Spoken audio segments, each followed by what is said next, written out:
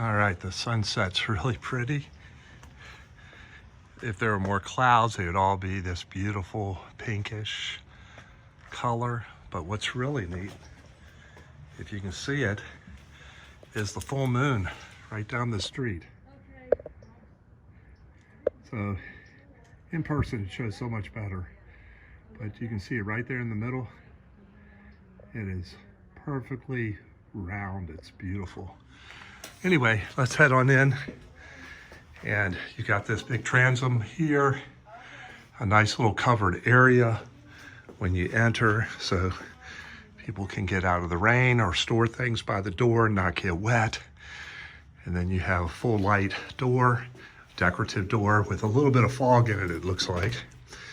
This is a rental, so there's hardly anything in this.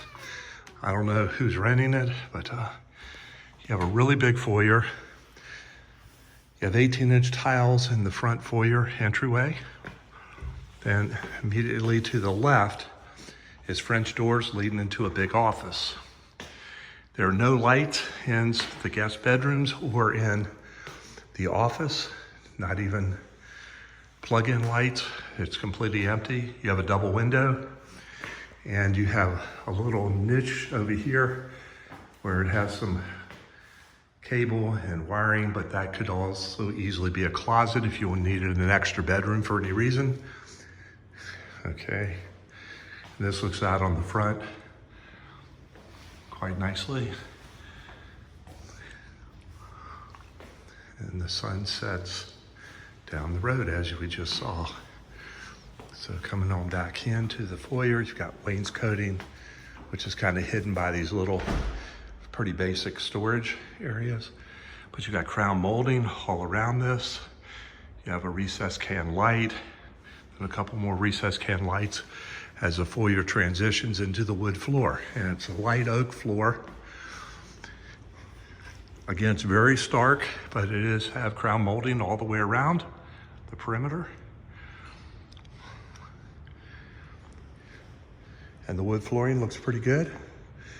I haven't inspected it real carefully. It does have the oak trim for the toe molding, and the foot molding is 3 1/4 inch, which is mostly covered by the toe molding. Painting that white would look a little bit nicer. Just kitchen in the back with an open high top bar and a center island. You'll see that in a breakfast nook. Then you have a formal dining room here to the right, and that leads to the utility room and to the garage on the right from the foyer. Now let me turn around and show you what the front entryway looks like.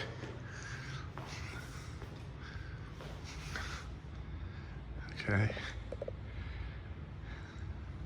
So it's a big house. And to the left here, after you come in, that door is a powder room. So you have a half bath right there. It leads to the guest bedrooms. And then there's a coat closet over here. So let's open that up. You see a nice little coat closet. And then you have your half bath here. Nice sink. The heater works really well. It's a low elongated toilet. So that's kind of a low old-fashioned toilet.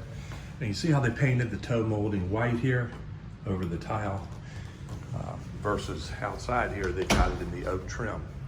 That's a preference. This is the hallway leading to the guest bedrooms. There's your air return for the air handler.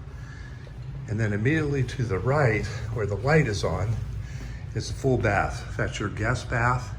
Wallpaper's kind of peeling a little bit. That just needs to be pulled down and replaced and painted.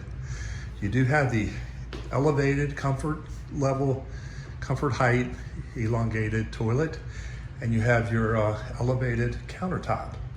It's cultured marble, basic cabinets, basic mirror, and your light bar above that with the stainless steel plumbing fixtures.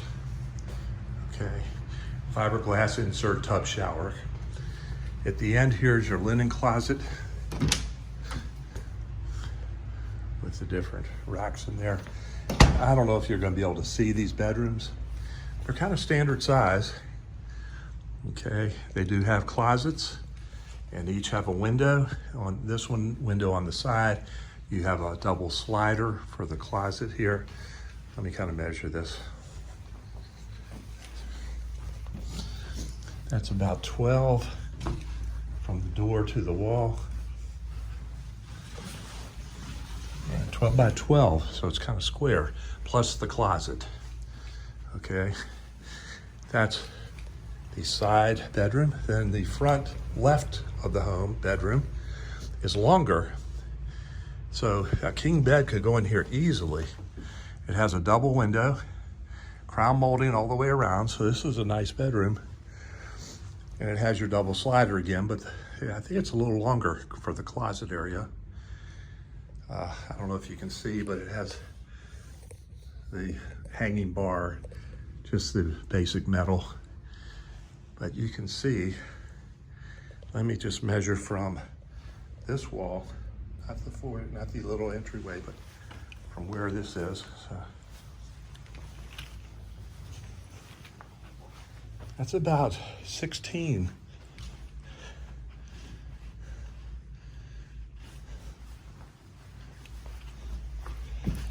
by 12 and a half. So that's a good size bedroom.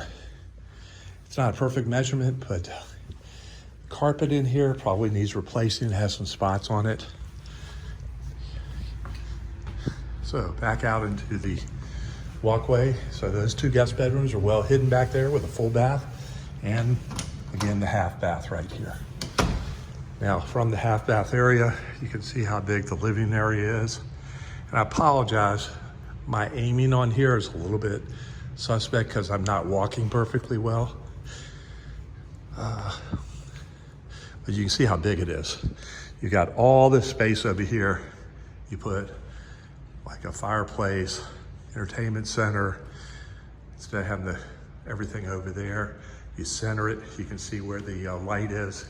There is a floor plug. So that would be where the center is. And then you have your formal dining room. Again, the front entryway. And let's head on back. You can see the big porch in the back, my reflection there as well. And gas range, looks new, relatively. 5 burner with a griddle one in the middle. Microwave above, it's probably the original Samsung white refrigerator. So you have a little mixed coloration there. Stainless steel with double sink bowl and disposal. You have a nice backsplash. You have your Corian countertops, but they did put in the stainless steel sink. All square tiles here, they're not on diagonals. And then you have your dishwasher right down here as well, which is a KitchenAid. You know, that's not a backsplash. The Corian comes up 4 inches and then it's wallpaper or paint. And then your microwave above and the cabinets above. These are 30-inch cabinets, not the 42-inch. But you have this nice big center island. You can see the breakfast area with a niche, with a nice little niche, the windows going out, and a nice round table would fit there easily, or you could do some other things. You have wall space over there if you want to put more cabinets. And then more storage over here as well. So you got a lot of cabinet space, and some with decorative glass. Let's see. It's just standard, no soft close. This is where your slide out is. Nothing fancy, but that range is nice. I like that. Then you have a little pantry area here, all shelved. Then you have a little area that a lot of people put a butler's pantry right here, which is quite nice. And put a light up there would be nice to add some natural light here, but they'll put a bar in there, sometimes even a wet bar. But usually they'll put a nice consistent countertop with decorative cabinets below, and then they have an upper cabinet as well. And it's got crown molding around it too. Even crown molding in the utility room. And I forgot to check if the washer and dryer stay. I think they do. They look relatively new, so that's nice. They're GE. You've got cabinets, and you've got a storage closet at the end. That leads out to the garage. So you got extra space over here for more storage. Drip dry, put in an ironing board. Now we'll go out into the garage. And surprise here, we've got an elongated 4-foot extended garage. That's nice. Your hot water heater's immediately to the left. It's electric, 2-car garage. You've got the panels for hurricane shutters. He put in these tennis balls hanging down so he doesn't come in too far. And then you have all this extra space over here. There's some built-in cabinets. I assume they stay. Looks like there's some oxygen tanks there for whoever might need that lives here. And then you have your pull down leading up to the attic. That framing's not in the best, but I'm not gonna go up there right now. If you're interested, we can go more. Light switch for upstairs is right here, like up in the attic. It would turn red when it's on. See that? That way you see it. And oh gosh, I gotta turn that light off so it doesn't burn out. All right, we'll head back into the house now.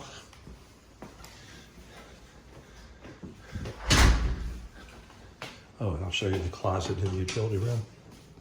Nice supply closet. Pretty good size. Okay, so coming into the utility room, this would be the normal path you take right into the kitchen. You've got your counter, you've got the kitchen open up into the living room area.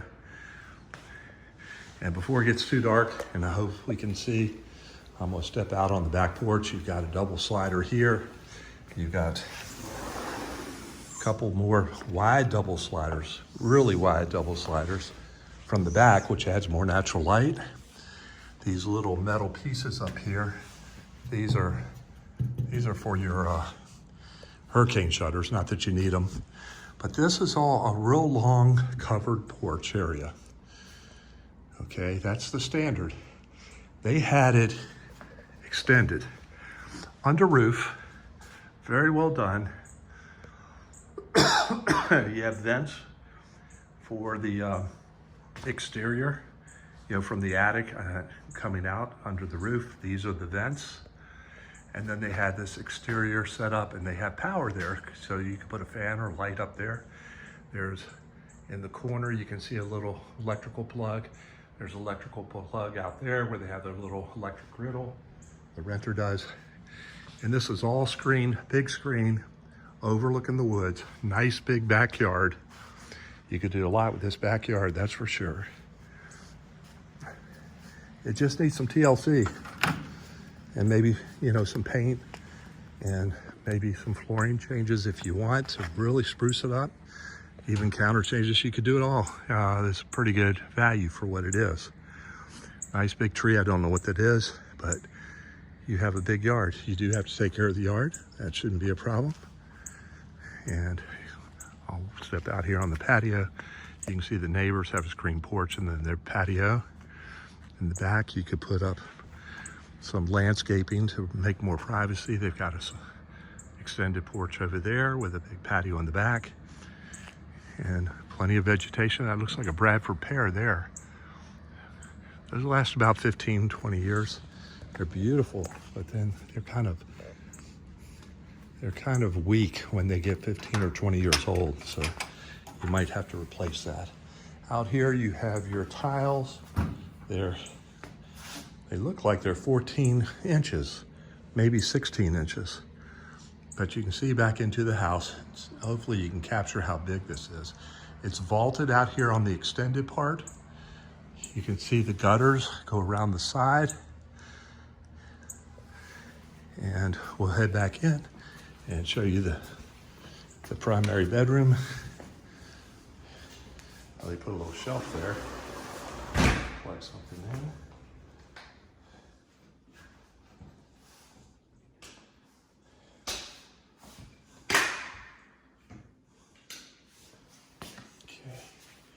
Sorry for the spinning around there, but we'll, from the counter here in the kitchen, pan through by the front entryway. So I'm just hoping you can get a feeling for the spaciousness of this. Without any furniture to give you any perspective, this is huge. So the primary bedroom is back over in the back left corner. And there's really no lights. I don't know, the ceiling fan lights, I can't figure out how to get those on. So I saw the one little light here. That's a king bed, elevated. Plenty of room on each side. You can see how much space there is as I stand in the corner here. You have a triple window looking across the back, all the way to the front here. So you have plenty of space to put in a dresser, chest of drawers over on the side, and you still can put chair and such. I noticed that the flooring is a little dark down here. So I'd want to investigate that a little bit further. What I found is this usually means that there was a dog laying there along that wall, that the oils from the dog transferred and discolored the oak flooring. Don't know for sure, but we want to check and make sure that it wasn't water seeping up underneath of the foundation, which is a slab. Very, very long walk-in closet here. I don't know if you can tell how long it is, but I'll try to measure it off here.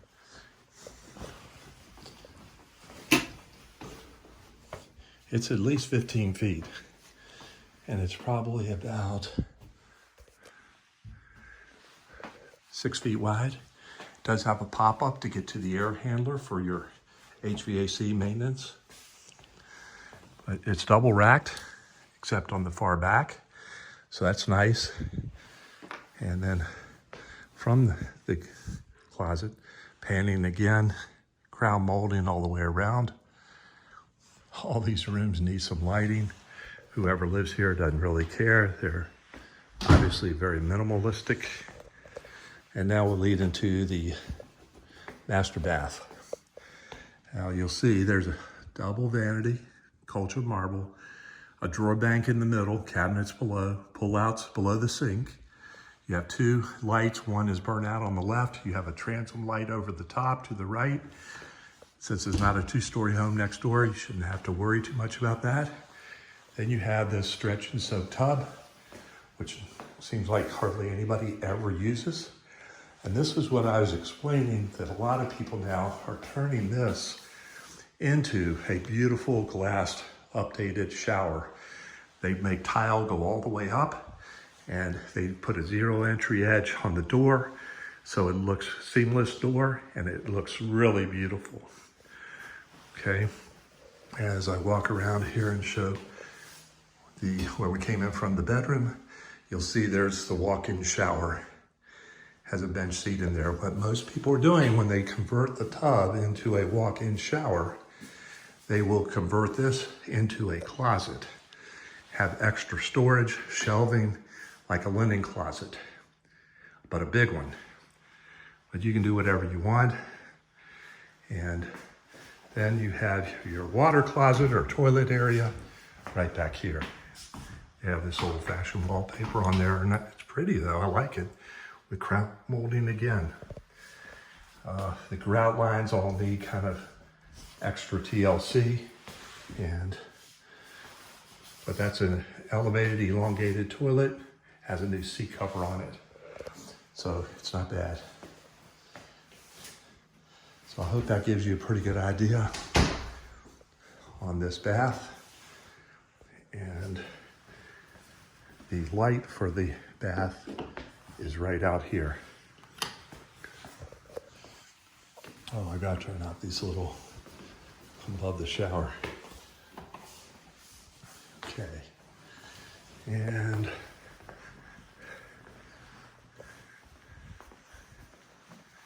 I think we'll call that the end of it here. Maybe I can get out here before it gets to 20 minutes, which kind of blocks me from doing anything else, and show one last final pan. Give me a call.